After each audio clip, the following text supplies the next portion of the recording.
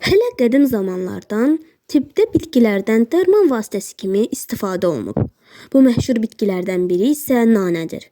İndi isə mən sizə Bunu Bilirdiniz kanalında nanənin faydaları və bəzi hallarda zərərlərini açıqlayacağam. Əziz dostlar, bu kimi videoların davamı üçün videoyu bəyənib şərhlərinizi bizimlə bölüşməyi, Bunu Bilirdiniz kanalına abunə olmağı unutmayın. Təşəkkürlər. Qeyd edək ki, nanədə bir çox vitaminlər mövcuddur.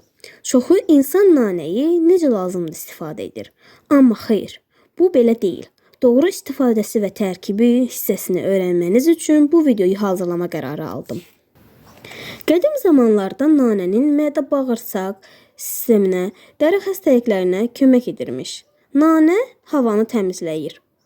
Bəzi filosoflar nanə çeynəməyi adət ediblər. Onlar düşünürlər ki, nanə çeynəmək beyin damarlarını açır. Nanənin faydalarını saymaqla bitmir.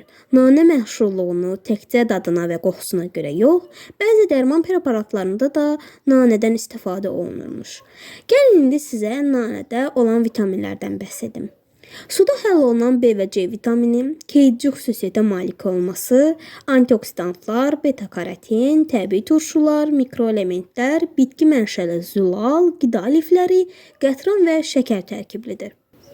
Təbiətdə nanələrin fərqli növləri mövcuddur. Onlar bir-birlərindən görünüşü, qoxusu və dadı ilə fərqlənir. Bu nanələrin içində ən çox tanınan acı nanədir. Onu geniş əkin sahələrində və ya həyətyanı sahələrdə yetişdirirlər. Nanənin insan orqanizminə olan faydalarından da biraz danışım.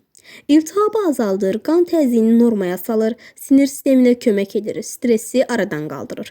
Mədə-bağırsaq ifraz orqanlarında fəaliyyəti normaya salır, beyin inkişafını gücləndirir, şişkinlikləri aradan qaldırır, saç və dırnaq tökülməsinin qarşısını alır, iştah azaldır.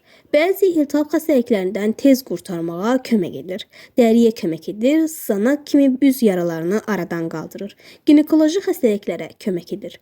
Qeyd edək ki, nanənin qurudulmuş yarpağı bir çox xəstəliklərə kömək edir.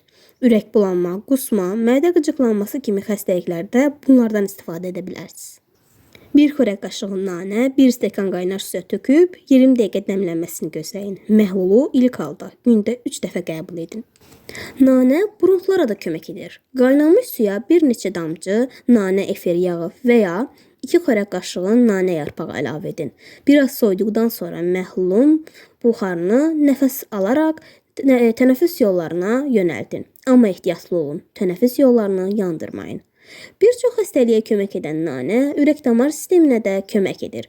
Ürək-damar tıxanıqlığı, təzyiq zamanı nanəyi belə istifadə edə bilərsiniz. Bir xörək qaşığı nanəni 1 stəkan qaynar suya əlavə edin, 30 dəqiqə dəmlənməsini gözləyin. Məhlulu ilk halda gündə 3 dəfə, hər dəfə 100 ml qəbul edin. Bu proseduru ən azı 3 ay davam edin. Ayaqda yaranan şişliklərə nanə də kömək edəcək. 3 litr qaynar suya 100 qram nanə əlavə edin. Yarım saat dəm almasını gözlədikdən sonra bu məhlulda ayaqlarınızı vanna etməyiniz məsləhət görülür. Təxminən 20 dəqiqə bəs edəcək. Belə nanənin faydalarını saymaqla bitmir. Biz bəzilərini sizlər üçün araşdırdıq. Belə videoların davamı üçün videomuzu bəyənib, şərh bildirib və abunə olmağı unutmayın. Təşəkkürlər.